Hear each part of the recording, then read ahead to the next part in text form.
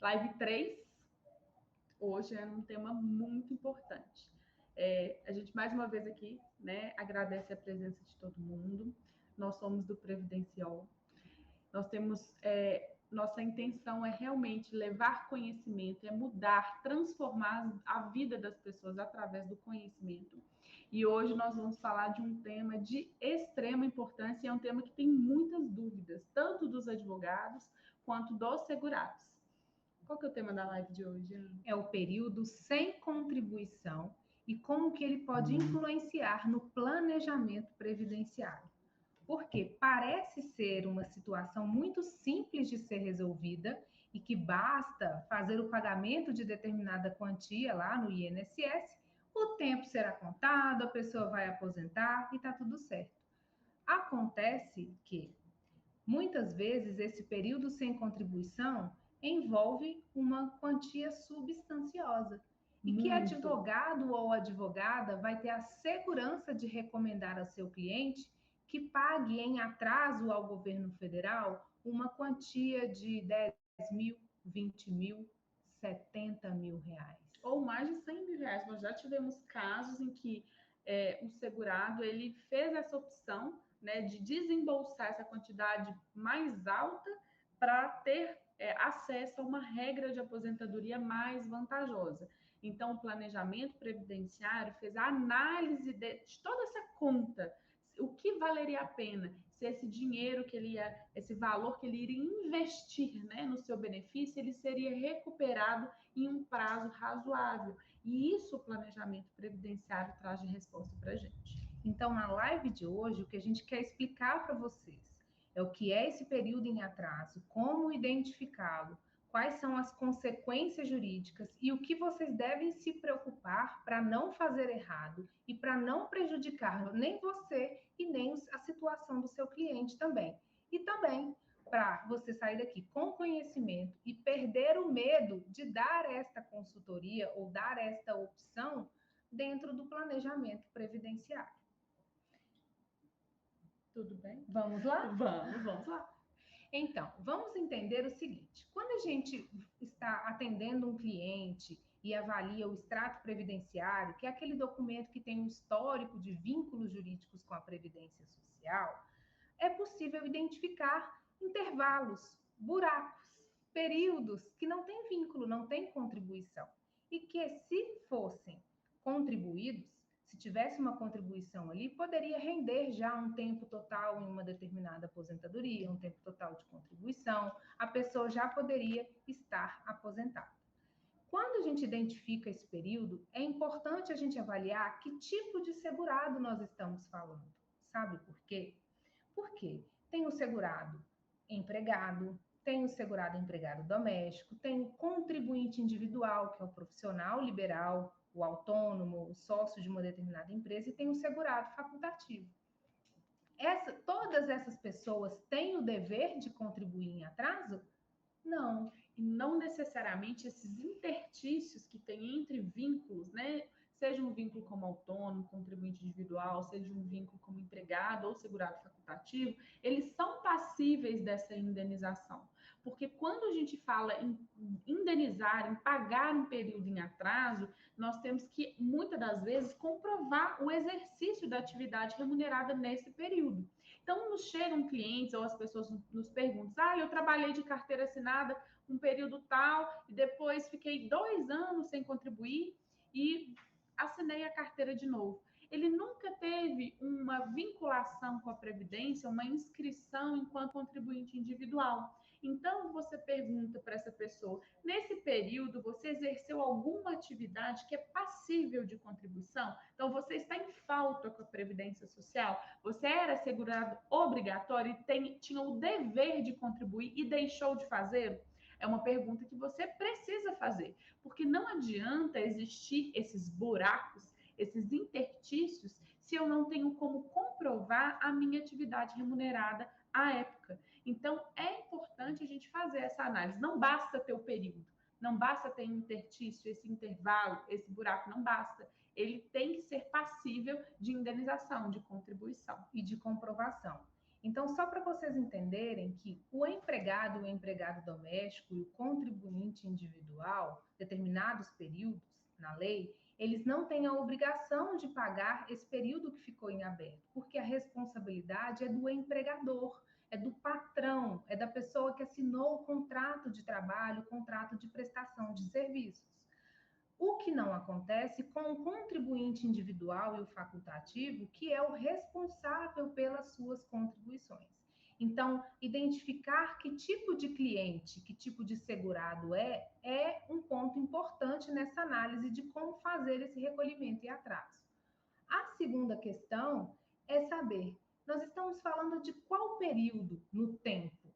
É um período de mais de 5 anos ou um período menos de 5 anos? Isso faz muita diferença na vida do segurado. E a gente não está falando de 5 anos de duração do período, nós estamos falando no período de 5 anos anteriores, né, que está dentro desse período, que é o período não decadente, né, o que a gente chama de período não decadente. Nesse período, inclusive, nós conseguimos recolher as contribuições sobre o valor que o contribuinte quiser. Ele escolhe o valor da remuneração dele. Fala, a minha remuneração vai ser R$ 1.200 ou R$ 1.500. Ele vai lá e paga a alíquota de 11% ou 20%. O que já não acontece se for um período de 10 anos atrás. O cálculo do valor que ele tem que pagar de contribuição previdenciária não vai estar mais na escolha dele. Ele vai precisar de uma conta específica para isso. A Previdência Social vai determinar o valor que ele tem que pagar. Por isso que eu disse no início que será que ele está disposto a pagar 10 mil, 20 mil, 70 mil, 200 mil reais ao governo federal? Porque esse montante em atraso pode ter esse valor representativo exatamente porque envolve períodos superiores a 5 anos. E não necessariamente, né, Ana? Vale a pena. Não significa que vai ter um resultado importante nos cenários de aposentadoria que existem. Então, isso é importante também. O advogado, ele avalia o tempo de contribuição que o segurado tem, verifica esse período em aberto que não tem a contribuição e vai avaliar quanto custa este período em aberto, quanto custa em termos financeiros, de provas, se existem documentos que podem comprovar esse período, porque não é só pagar, né? Se não tem essa inscrição, como a Laís disse, vai ter que provar a atividade. Então, tem que ter imposto de renda, um contrato social, provando que é sócio, um documento da empresa, uma inscrição municipal daquela atividade, se for um autônomo, um médico, RPA. dentista, uma RPA, né? Documentos que provam, que consigam demonstrar essa atividade aí ao longo do tempo. Então, nem todo mundo tem esse cuidado com os documentos relacionados a essa atividade remunerada. Então, isso é um ponto importante que precisa ficar bem claro para quem está analisando esse período em aberto e recomendar o pagamento desse valor em atraso. Por isso que o planejamento é tão importante, né, Ana? Porque nós conseguimos avaliar se vale realmente a pena a pessoa pagar esse montante para antecipar a sua aposentadoria. Porque pode sim não valer a pena. Porque se você não tem como, por exemplo, escolher o valor a ser indenizado, se você não tem condição de elevar a sua média, pode ser que os salários de contribuição que são considerados no momento da desindexação, eles cheguem a um valor inferior ao que você está esperando. Então, ainda que a sua média hoje ela seja alta, né, ela seja uma média alta que vai te dar o direito de contribuir lá atrás, no período decadente, num valor mais alto, não é esse valor que é transportado à época. Esse valor é desindexado até o momento da contribuição, e aí sim é feito o cálculo, né, do novo benefício. Assim você faz o planejamento previdenciário daqui para frente. E uma outra questão que precisa ser observada pelo advogado é que nós temos duas regras importantes para cumprir uma aposentadoria. Não é só a idade, mas nós temos o tempo de contribuição e a carência, que é um número mínimo de contribuições mensais. Este recolhimento em atraso, de período que já passou, que ficou lá para trás, isso não conta como carência. Para as aposentadorias programáveis, aposentadoria por idade, por tempo de contribuição, somatório de pontos, especial, aposentadoria da pessoa com deficiência, todas essas que são programáveis, elas têm uma exigência de pelo menos 180 contribuições mensais. E então, é importante que o segurado ou a segurada comprove isso. Se você faz um recolhimento em atraso desse período mais antigo, isso não conta como carência, conta como tempo de contribuição. Mas se você tiver 120 contribuições mensais apenas, se você pagar 40, você não vai ter 160 contribuições mensais. Você vai pagar, vai contar como tempo, mas você vai ter que trabalhar e contribuir mês a mês à frente.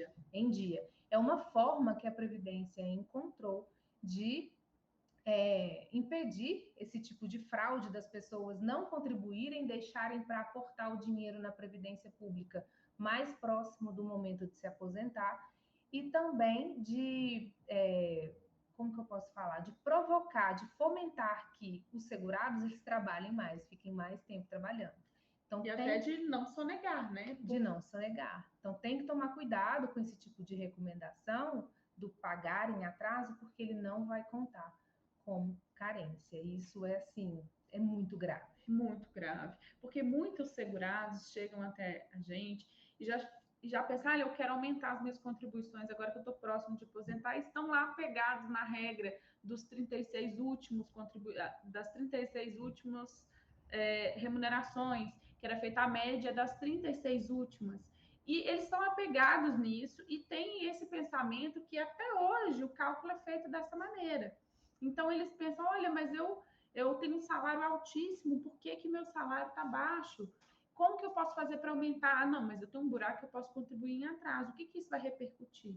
Você precisa ter toda essa consciência temporal da evolução da legislação e entender esses conceitos básicos, né, como a relação da carência, que ela é importante e fundamental na hora da gente fazer cálculo de contribuição em atraso, porque não é só exigido o tempo de contribuição, como a Ana falou, é exigida a carência. Então, se chega uma mulher para a gente que tem 13 anos de tempo de contribuição e de carência, se ela tem um interstício de 2 anos e ela quer contribuir em atraso, esses 2 anos vão contar como tempo de contribuição para ela, mas não necessariamente eles vão contar como carência. Isso. E ela precisa de carência. Também, então ela precisa da carência e do tempo. Ela vai ter os 15 anos de contribuição, mas ela terá apenas 13 anos de carência. Então ela vai ter que cumprir mais esses 2 anos para frente. E a gente fala 13, 15 anos, mas na verdade são 180 meses, porque o INSS, quando vocês pegam o processo administrativo, pessoas têm menos de 15 anos de contribuição, de tempo de contribuição, e alcançam 180 meses de carência, e existem pessoas que têm mais de 15 anos de contribuição e não alcançam os 180 meses de carência. Isso é uma discussão muito interessante, né? Isso, mas é para aprofundar, e no nosso curso a gente pode falar mais especificamente sobre esse tema. Mas isso existe mesmo. E no final do ano passado, nós tivemos uma portaria bem polêmica do INSS. Eles já haviam comunicado que fariam uma portaria nesse sentido sobre essa questão do recolhimento em atraso. Por quê? O que eles definiram nessa portaria? Primeiro, só será possível recolher em atraso até a data do requerimento administrativo de aposentadoria. Ou então, se a pessoa falasse, eu quero reafirmar a minha data de requerimento. Como que funciona isso? Supondo que o João, ele entra com um pedido de aposentadoria, e aí, avaliando o processo dele, ele percebe que há um período em atraso, que se ele recolher, ele vai ter um valor melhor para a sua aposentadoria. Ele vai cair numa hipótese, numa das previsões das regras de transição, mais benéficas.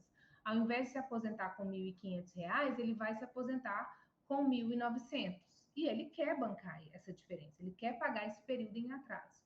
Então, o INSS, na portaria, ele disse, olha, a partir do momento em que a pessoa fez o requerimento administrativo, ela só pode pagar para o período até antes da data do requerimento. Como o processo já está em andamento, então, se ele entrou em janeiro de 2022, ele vai ter que reafirmar a data para fevereiro de 2022, para aí sim ele poder fazer esse recolhimento, entrar no cômputo lá do cálculo do valor da aposentadoria e isso repercutir numa aposentadoria melhor. Agora, a outra regra que eu achei, que eu considerei pior, que eu falei com a Laís, e a gente ficou até conversando das estratégias que poderiam ser utilizadas para evitar isto, é porque o INSS também vem com uma posição dizendo que esse recolhimento em atraso ele não vai contar para dar direito a determinado segurado às regras de transição, ao direito adquirido às regras antes da emenda constitucional 103, foi a reforma da Previdência. Antes dela existiam regras previdenciárias que para algumas pessoas eram mais benéficas.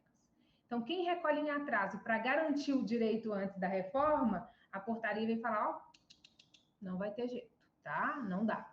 E a outra situação é que também não contará como tempo de contribuição para cumprir o pedágio em duas regras de transição, o pedágio 50% e o pedágio 100%, dizendo, olha, vocês têm que cumprir o pedágio, têm que trabalhar mais mesmo. Então, algumas pessoas querem recolher em atraso, falar, faltam 2 anos no pedágio, então vou pagar em atraso e eu resolvo esse problema, eu me aposento.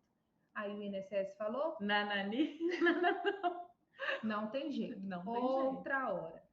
Só que nós entendemos, né, Laís, que Sim. isso está além, é uma portaria, porque é um ato administrativo, é um ato normativo. Não tem força de lei, apesar da administração pública entender que isso é lei, né? E extrapola, porque ela está inovando. A nossa legislação não estabelece isso. Ela não coloca que há uma proibição de recolher em atraso e que esse período, para fins de pedágio ou para garantir as regras anteriores à reforma previdenciária. Então, existem algumas formas da gente resolver essa situação ou tentar resolver isso. E a forma que tem para controlar os atos administrativos, qual é? Justiça. O controle pelo Poder Judiciário. E esse controle pelo Poder Judiciário pode ser por uma ação ordinária ou por um mandado de segurança, pedindo a anulação desse ato administrativo, porque, no meu entendimento, ele é ilegal.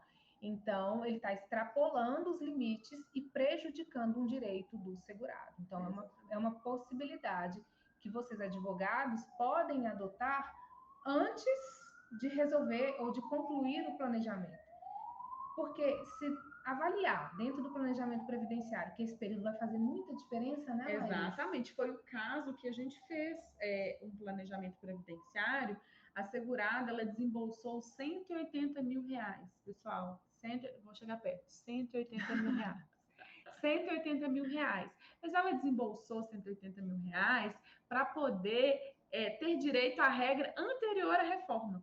Ela queria se aposentar pela regra do fator 85-95, então sem aplicação do fator previdenciário antes da reforma. E isso daria direito a ela uma aposentadoria 100% da média dela, uma média que foi uma média alta. E muito mais benéfica, né? Muito mais benéfica, porque ela era jovem. Então, ela ainda ia demorar um pouquinho para poder preencher as regras de transição. Então, ela desembolsou 180 mil reais, reforço, 180 mil reais para garantir uma aposentadoria antecipada, que se ela aguardasse as regras de transição, a aposentadoria seria cerca de R$ 2.800.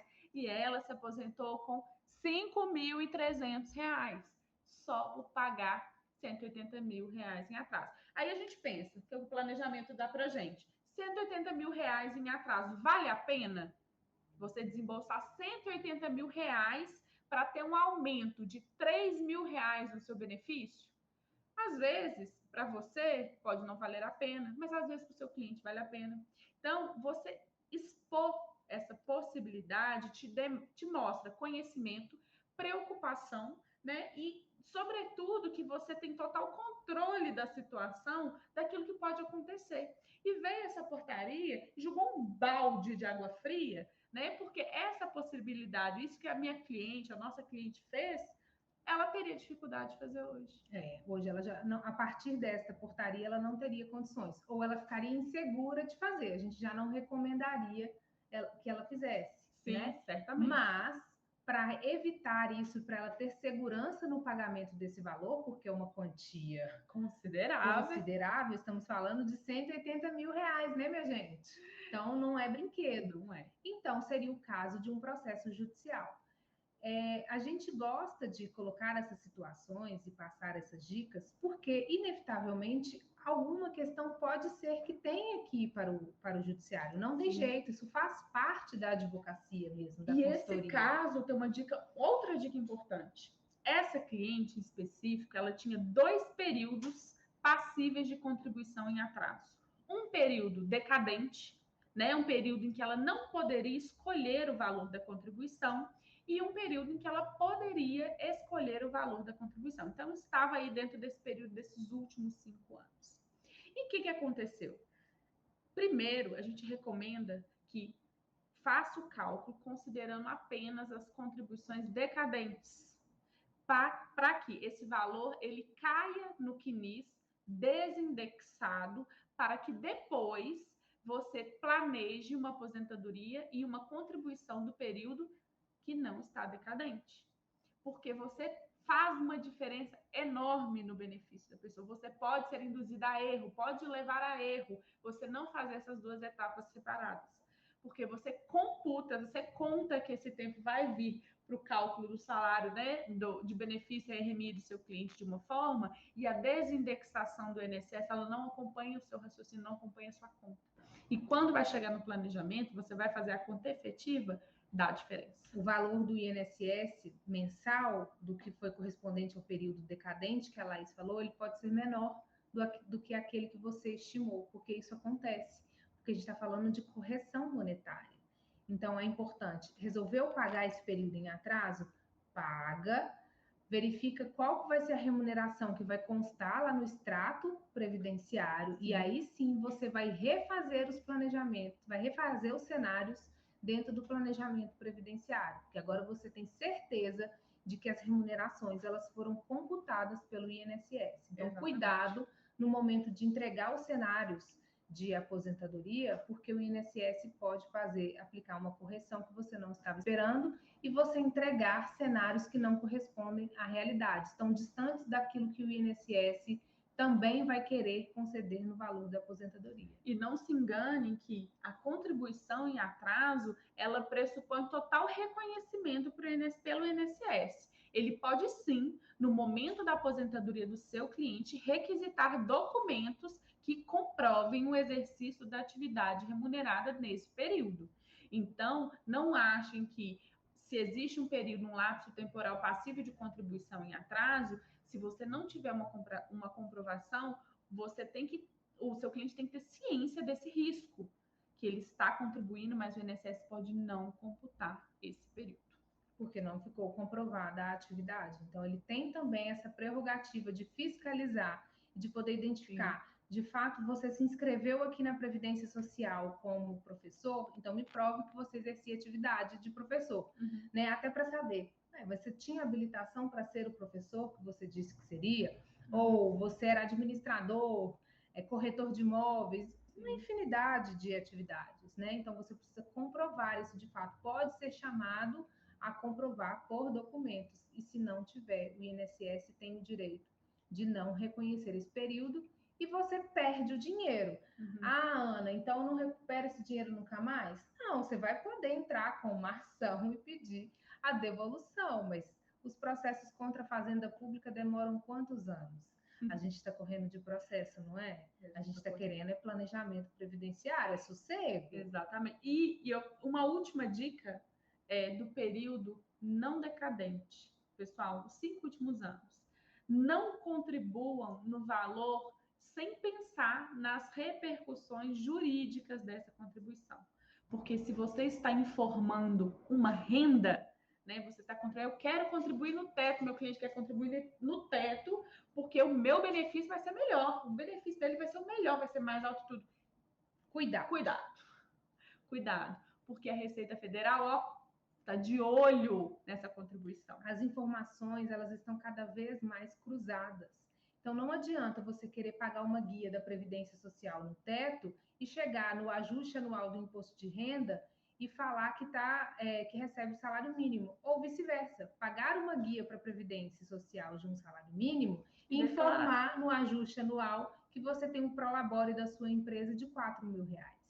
Você vai ser chamado a pagar esta diferença e ainda pagar multa à Receita Federal por ter sonegado informação. Então, tem que tomar esse cuidado também. E a Receita é esperta. Sim. Ela espera chegar quase no fim dos 5 anos para ela poder cobrar e ela vai e te notifica. E nós estamos falando isso com propriedade porque nós já tivemos que atuar em casos assim, principalmente os profissionais da saúde, porque parece que eles buscam determinadas áreas em determinados anos. Em determinado ano, eu vou agora fazer um levantamento dos profissionais da saúde. Outra hora ele vai fazer do pessoal do judiciário. E vai acontecendo. Então, nós tivemos vários casos aqui. E tem defesa, Ana? Não tem defesa.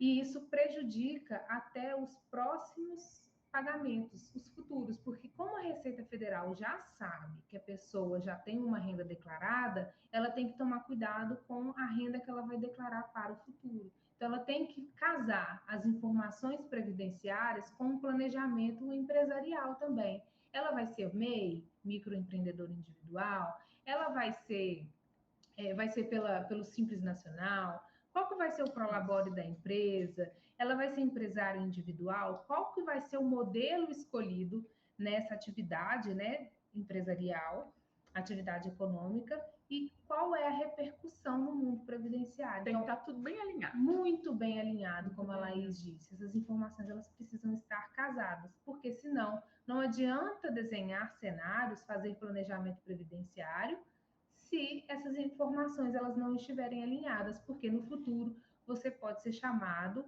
a responder por isso. E o advogado também. Exatamente. Nossa penúltima live, né, Ana? Nossa penúltima live. Na quinta-feira nós temos a última.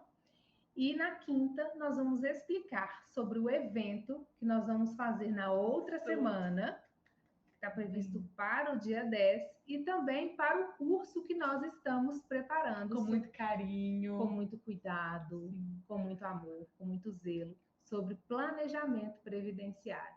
Eu espero de verdade que essas informações que foram trazidas aqui, elas tenham sido interessantes, esclarecedoras, e que vocês possam sair dessa live com mais segurança para dar a consultoria e construir o planejamento previdenciário para o seu cliente.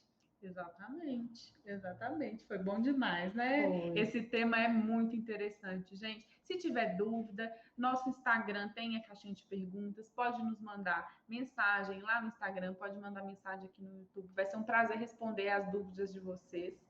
Contem conosco e nós estamos aqui para passar conhecimento, né, e ter certeza de garantir que vocês vão absorver e utilizar, movimentar o escritório, aumentar o faturamento com aquilo que a gente está passando para vocês aqui nessas lives. São dicas preciosas de quem atua há muito tempo contra o INSS.